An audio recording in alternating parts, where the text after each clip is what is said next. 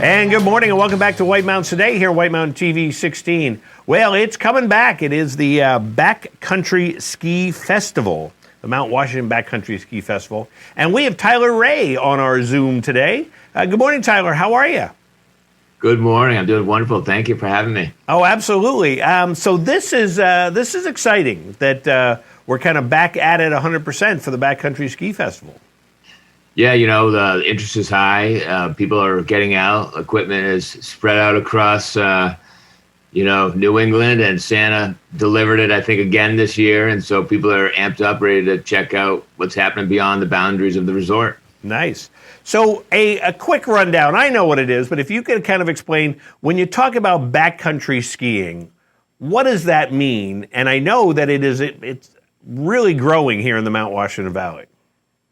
Yeah, backcountry is a term that's actually, gone mainstream. And so it now means a variety of things. What historically or traditionally, what it would mean is you are performing human powered skiing, which means just like hiking, you're climbing up what you're about to ski. So that's like a traditional sense of the word.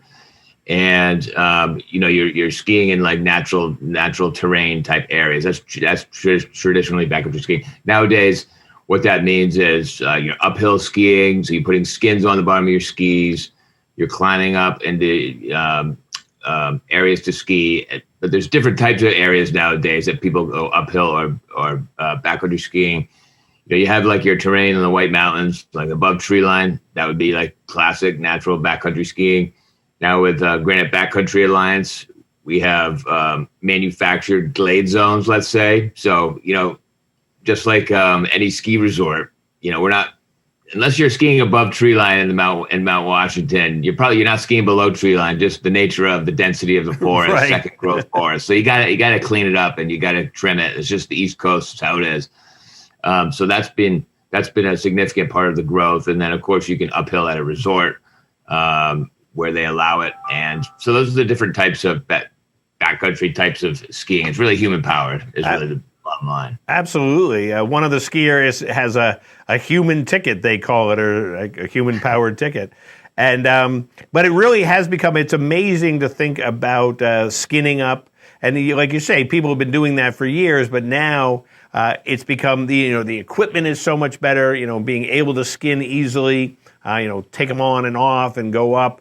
And then some of the stuff through the woods that, like you say, where have been cleared up are just amazing areas to get up there and go skiing. Yeah, I call it the perfect storm. It's really it's been a mixture of what you just suggested. The equipment is far superior than it used to be. I mean, even in the last 5 years, we've seen significant R&D put into equipment, and things are lighter, better, faster, so you can go deeper. It's also, it's no secret that it's not cheap to ski at a resort. And so, there's that component to it. Ticket pricing, backcountry, there isn't. It's just it's the upfront cost of the equipment. And then, of course, it's this enthusiasm towards fitness and adventure that people want, getting on the lift and going up and down, skiing the same trail 10 times, 20 times, whatever. That, for some people, that gets a little old after a while. And you look out and you see, this beacon of white light here in North Conway, and that's Mount Washington and all the stuff that's around it. You're like, wonder what's over there. And then you see some ski tracks or something, and you're like, how did that person get there? And guess what? There's a whole new world. And so when you hop into that portal, it's like, wow, there's a lot going on out there that I've been, some people that are like, I've been a lifelong skier. And then all of a sudden you're like exposed to this like seemingly subculture. It's an eye opener for sure, because there's a lot of terrain out there, and it's certainly feasible here in the East Coast. Yeah, definitely a lot of terrain. So let's talk about the Ski Fest that is coming up next weekend, and you've got a lot of things going on. Yeah, so it's a 4-day festival. It kicks off Thursday night.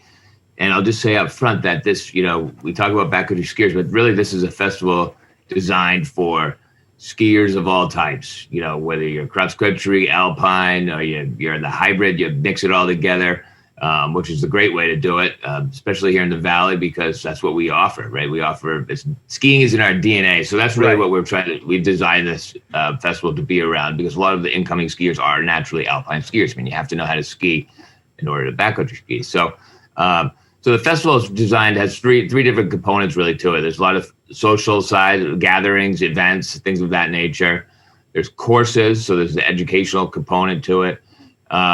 And then there's some competition aspect as well. So the social comps and clinics is kind of how we look at it.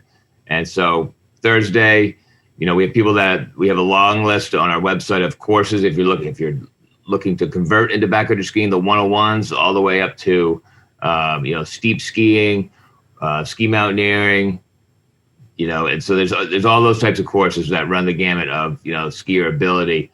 And then so we have evening events Thursday night.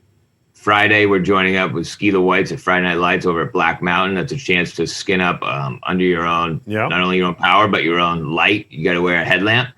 And that's been going on for Andrew over at Ski the Whites. Been doing that for 4 or 5 years now. And it's just a super cool experience. We're going to enhance that with a bonfire and DJ and all of that and have a good time. And then Saturday, we're back at Theater in the Wood with more presentations. We have a film contest, and it's just a good time. A lot of sponsors are involved, a lot of local, a lot of brands involved. And so there's prizes, giveaways, all sorts of stuff happening. Well, that sounds great. Now, is there an entry fee, or is it just kind of pay as you go?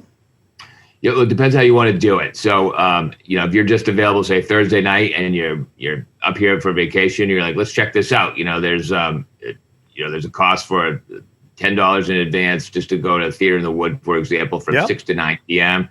We'll have food trucks.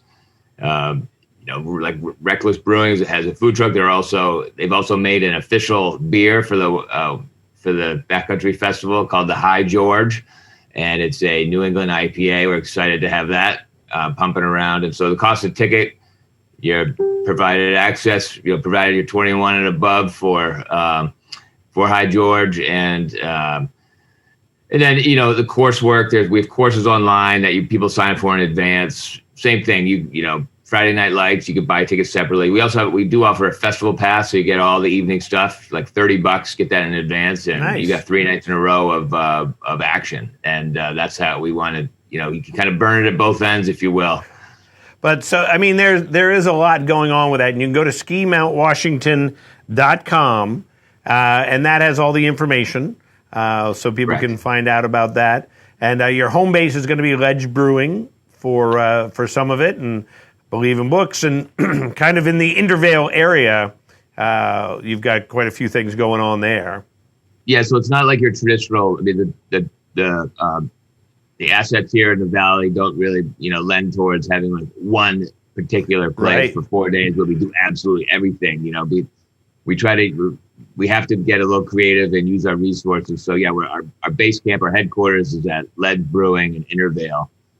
And that will be the site. If you're taking a course, that's where you meet in the morning, and that's where you end up at the end of the day, which is a convenient location. Oh, absolutely. And then we'll be having après ski après events there each the Thursday, Friday, Saturday, and then we go across the street over Theater in the Wood in the evenings. So that's an easy way to think about it. Yeah. But all of our coursework is spread out. We use the Glades for Grant Backcountry. We use the traditional CCC trails like the Doublehead Trail in Jackson or Black or the Sherburne, and then of course Pinkham Knots and Mount Washington, and beyond. So the skiing is all over the place as well, and as should be expected. It's a good chance to spread some things around. Well, that sounds great. So if people want more information, the best way to do it, go to skimountwashington.com, and you can check out all the things there. And it sounds like you're going to have a great time. Tyler, thank you so much for coming by and seeing us today. Well, thanks so much for having me. Appreciate it, and look forward to seeing folks. And yeah, for sure, check out skimountwashington.com. We've got a film contest that I think is pretty exciting that people ought to check out. The 48-hour film contest. So I want to squeeze that in these last seconds here because it's a first of its kind type event, and that'll be debuted Saturday night. So come Saturday night, that'll be a great time to check it out. We also have some featured speakers: David Goodman Saturday night, who wrote the Backcountry Bible, and then Aaron Rice, who has a world record for uphill skiing. he'll be there Thursday night. So Wow. hope to see everyone then. That sounds great. Tyler, thanks so much. And we'll look forward to hearing about how everything went. All right, thanks so much. Have a great day. Tyler Ray there letting us know what's going on at for the Backcountry Ski Festival. And a lot of fun. So that's coming up next weekend.